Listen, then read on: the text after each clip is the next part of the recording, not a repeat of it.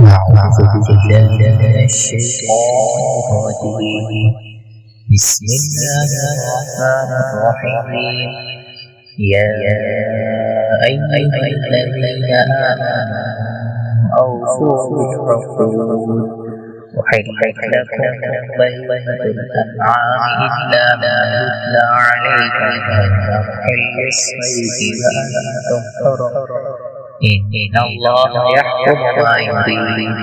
يا أيها الذين آمنوا لا تحلوا شعائر الله ولا الشهر الحرام ولا الهدي ولا القلائد ولا آمين البيت الحرام يبتغون فضلا من ربهم ورضوانا وإذا حللتم فاصطادوا ولا يجرمنكم شنآن قوم أن صدوكم عن المسجد الحرام أن تعتدوا وتعاونوا على البر والتقوى ولا تعاونوا على الإثم والعدوان واتقوا الله إن الله شديد العقاب.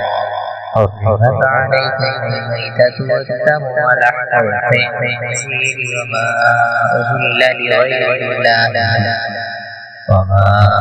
به والمنخنقة والموقولة والمتردية والنطيحة وما أكل السبع إلا ما ذكيتم وما ذبح على النصب ومن تستقسم بالأزلام ذلك فسق. اليوم يئس الذين كفروا من دينكم فلا تخشوهم واخشون اليوم أكملت لكم دينكم وأتممت عليكم نعمتي ورضيت لكم الإسلام دينا فمن اضطر في ضيق غير متجانف لإثم فإن الله غفور رحيم. يسألونك ماذا أحل لهم قل أحل لكم الطيبات وما علمتم من الجوارح مكلبين تعلمونهن مما علمكم الله فكلوا مما أمسكنا عليكم واذكروا اسم الله عليه واتقوا الله إن الله سريع الحساب.